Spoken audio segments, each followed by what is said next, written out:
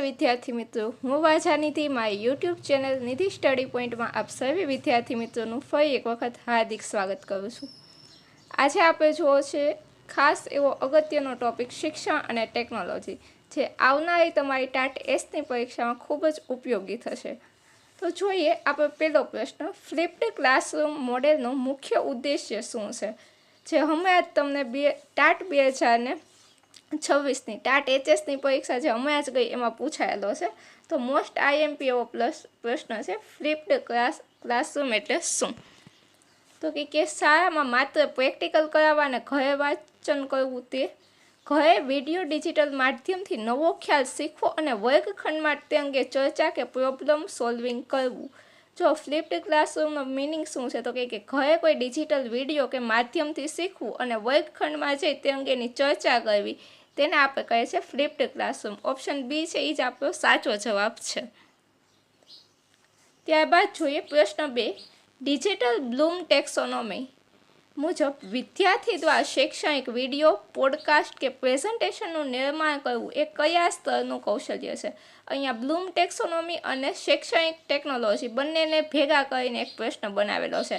તો કે Bloom taxonomy મુજબ વિદ્યાર્થી દ્વારા શૈક્ષણિક વિડિયો પોડકાસ્ટ કે પ્રેઝન્ટેશનનું નિર્માણ કરવું એ કયા સ્તરનું કૌશલ્ય છે?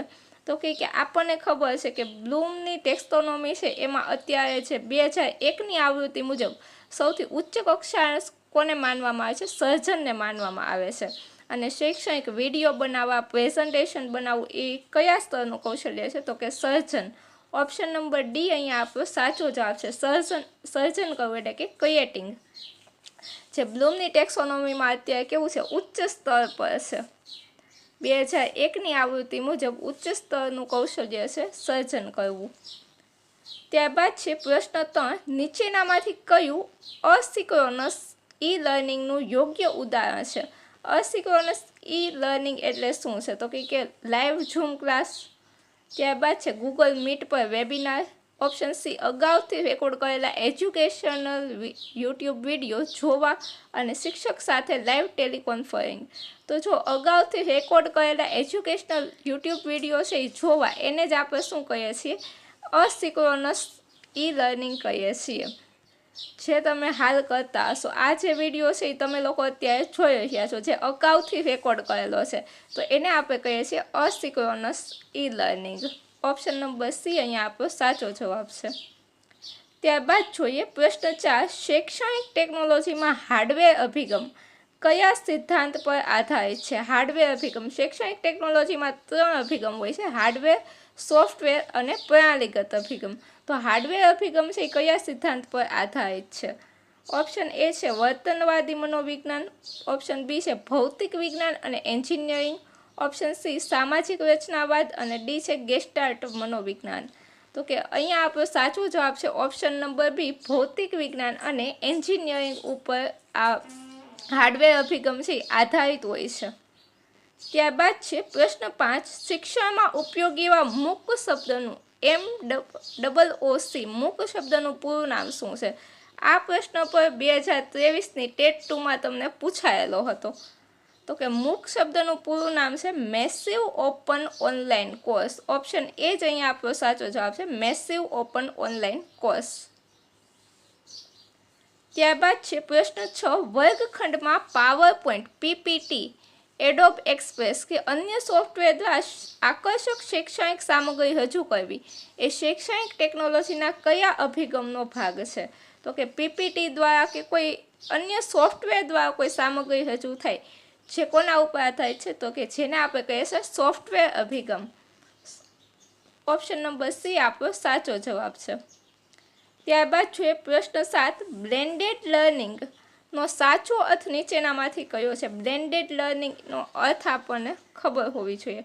તો કે ઓપ્શન એ છે જુદા જુદા વિષયોને એકસાથે ભેળવીને ભણાવવા, માત્ર ઓનલાઈન પ્લેટફોર્મ પર સંપૂર્ણ શિક્ષણ આપવું, ઓપ્શન નંબર સી પરંપરાગત વર્ગખંડ ફેસ ટુ ફેસ અને ઓનલાઈન એટલે કે ડિજિટલ શિક્ષણનું યોગ્ય મિશ્રણ। તો કે આપણને પ્રશ્ન પૂછ્યો છે બ્લેન્ડેડ લર્નિંગ। બ્લેન્ડેડ લર્નિંગનો મિનિંગ જ છે પરંપરાગત વર્ગખંડ શિક્ષણ અને ઓનલાઈન શિક્ષણ બંનેનું યોગ્ય મિશ્રણ। બાળકો ફેસ ટુ ફેસ પણ ભણતા હોય અને ઓનલાઈન પર ભણતા હોય, શિક્ષક એક જ ભણાવતો હોય પણ બંને રીતે ભણી શકે, તેને આપણે કહીએ છીએ બ્લેન્ડેડ લર્નિંગ. ત્યારબાદ જોઈએ પ્રશ્ન 8. શિક્ષણ મંત્રાલય દ્વારા શરૂ કરાયેલ દીક્ષા પ્લેટફોર્મ, દીક્ષા પોર્ટલનું પૂરું નામ શું છે? તો કે આ પ્રશ્ન પણ 2023ની ટેટ 2 અને ટાટ એસ બંનેમાં પૂછાયેલો છે અને દીક્ષાનું ફૂલ ફોર્મ અત્યારે બધાને આવડવું જોઈએ જે લોકો તૈયારી કરતા હોય છે ને. દીક્ષાનું પૂરું નામ છે digital infrastructure for knowledge sharing. Option number A આપણો સાચો જવાબ છે, digital infrastructure for knowledge sharing, જેને આપણે કહીએ છીએ વન નેશન વન પ્લેટફોર્મ, જેની ઉપર આપણને બધી જ શૈક્ષણિક સામગ્રી છે ઓનલાઈન મળી રહે છે. અને આ દીક્ષા છે તે એનસીઆરટી દ્વારા કાર્યરત છે. ત્યારબાદ જોઈએ પ્રશ્ન 9. CAI computer assisted instruction, computer સહાયિત અનુદેશનનું મુખ્ય લક્ષણ કયું છે? કોમ્પ્યુટર આસિસ્ટેડ ઇન્સ્ટ્રક્શનનું મુખ્ય લક્ષણ તો કે તે વિદ્યાર્થીઓને જૂથમાં જ શીખવા પ્રેરે છે, તેમાં શિક્ષકની ભૌતિક હાજરી 100% વાહે છે, તે વિદ્યાર્થીને તેમની પોતાની ગતિએ સ્વ અધ્યયન કરવાની તક આપે છે, કે ઓપ્શન ડી માત્ર મૂલ્યાંકન માટે ઉપયોગી છે? તો કે CAI એટલે કે કોમ્પ્યુટર આસિસ્ટન્ટ લર્નિંગ છે એ શું કરે છે?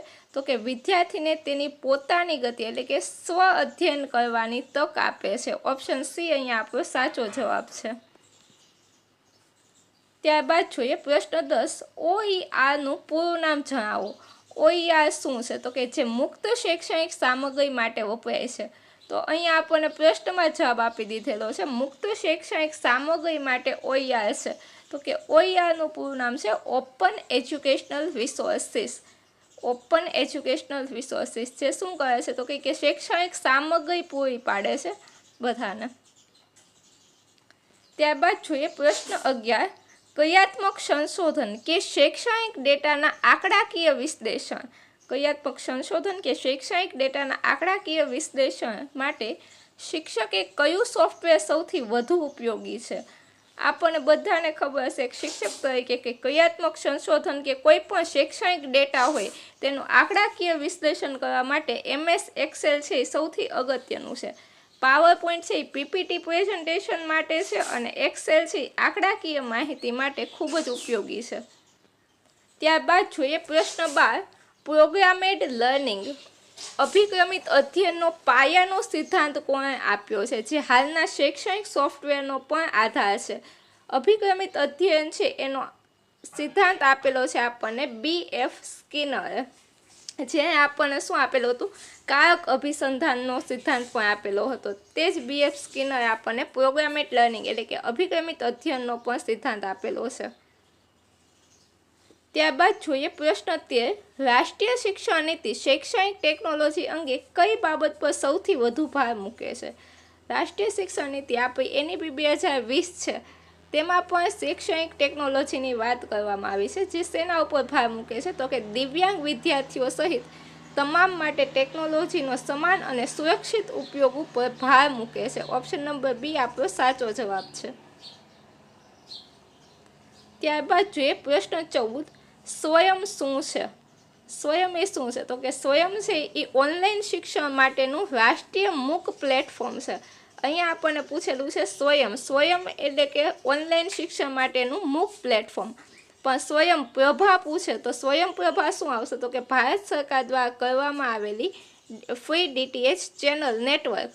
અહીંયા સ્વયં અને સ્વયં પ્રભામાં આપણે ખાસ યાદ રાખવાનું છે, સ્વયં છે એ મૂક પ્લેટફોર્મ છે અને સ્વયં પ્રભા છે એ શું છે? તો કે DTH ચેનલનું એક નેટવર્ક છે. ચલો આજના પ્રશ્નો અહીં સુધી રાખીએ, ફરી મળીશું આવતા લેક્ચરમાં. ત્યાં સુધી આ કન્ટેન્ટ તમને કેવું લાગ્યું તે જરૂરથી કમેન્ટમાં લખજો. જો તમને વિડીયો ગમ્યો હોય તો વિડીયોને શેર કરો, તમારા અન્ય મિત્રો સુધી એને પહોંચાડો અને જો તમે ચેનલ પર નવા હોય તો ચેનલને સબસ્ક્રાઈબ કરો. આગળના બધા ટોપિકના વિડીયો છે મેં આ જ પ્લેલિસ્ટમાં મૂકેલા છે, ત્યાં જઈ અને તમે જોઈ શકો છો. ફરી મળીશું આવતા જ લેક્ચર સાથે. ત્યાં સુધી થેન્ક યુ સો મચ.